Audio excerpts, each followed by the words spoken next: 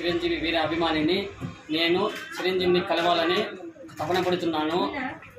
Deputy CM గారిని కలవాలని కోరుతున్నాను. అట్లే రామ్ చరణ్ని కలవాలని నేను కోరుతున్నాను.